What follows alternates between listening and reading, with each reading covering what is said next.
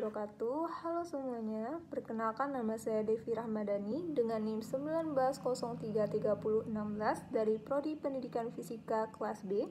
Baiklah, pada video kali ini saya akan membahas mengenai hukum Newton tentang gravitasi untuk memenuhi tugas akhir mata kuliah pembelajaran fisika berbasis teknologi dan bencana.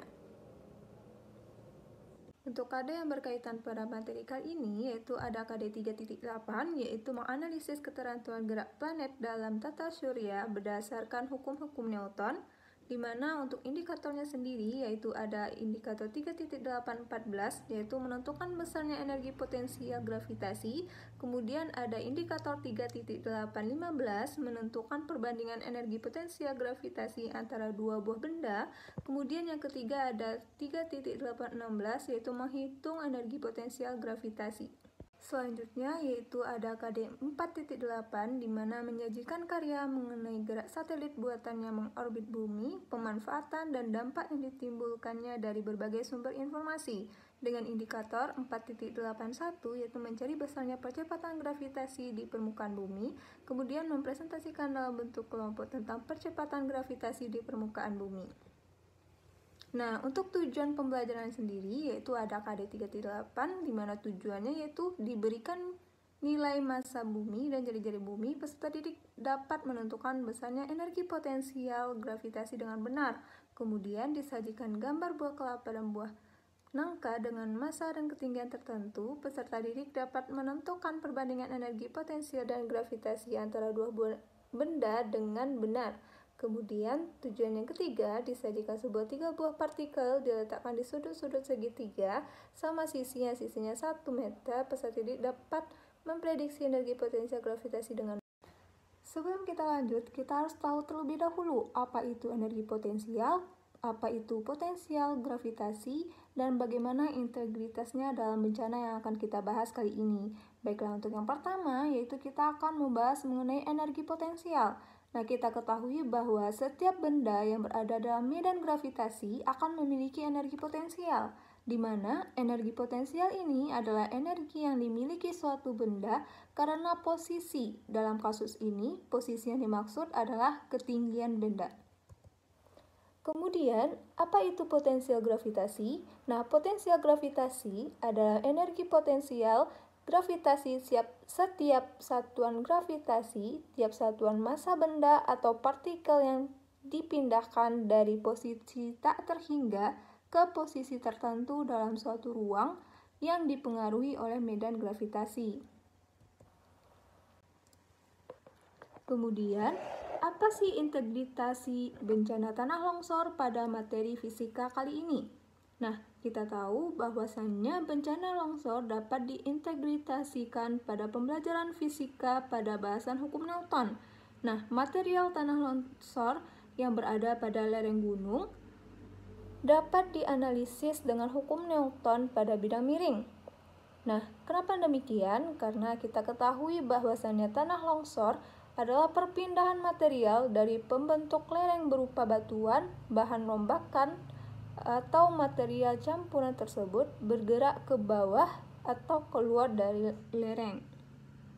Selanjutnya kita akan membahas tanah longsor, di mana kita ketahui bahwasannya tanah longsor merupakan pergerakan suatu material penyusun lereng berupa batuan, tanah, dan bahan rombakan material yang merupakan percampuran antara tanah dan batuan yang menuruni lereng. Nah, yang terjadi apabila gaya pendorong pada lereng lebih besar daripada gaya penahannya. Kemudian, proses tersebut melalui 3 tahapan. Yang pertama, yaitu pelepasan, kemudian yang kedua, pengangkutan atau pergerakan, dan yang ketiga, yaitu pengendapan.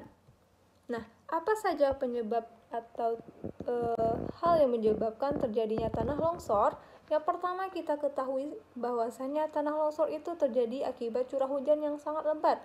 Nah, untuk penyebab yang pertama yaitu hujan, di mana akibat meningkatnya intensitas hujan yang menimbulkan pori-pori atau rongga tanah.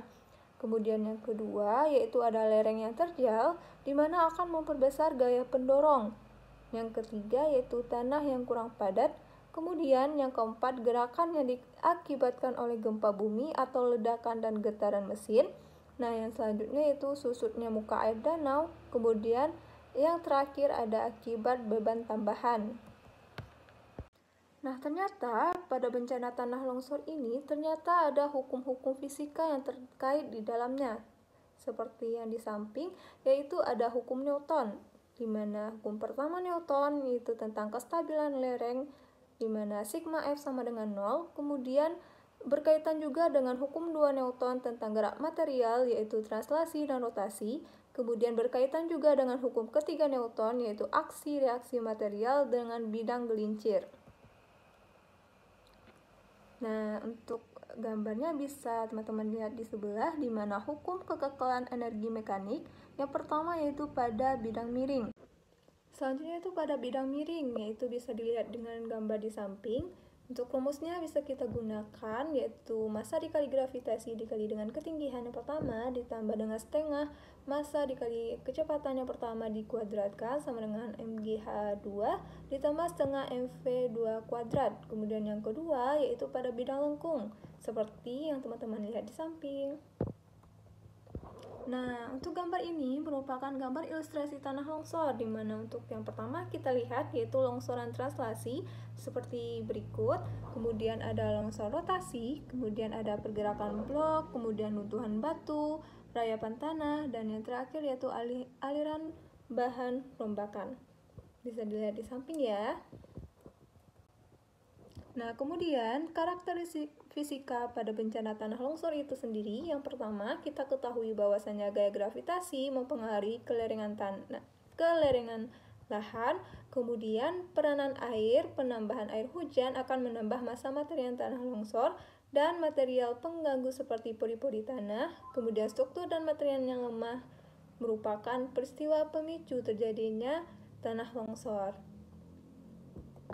Nah, demikianlah keterkaitan bencana tanah longsor terhadap materi fisika. Semoga apa yang saya sampaikan dapat bermanfaat bagi kita semua.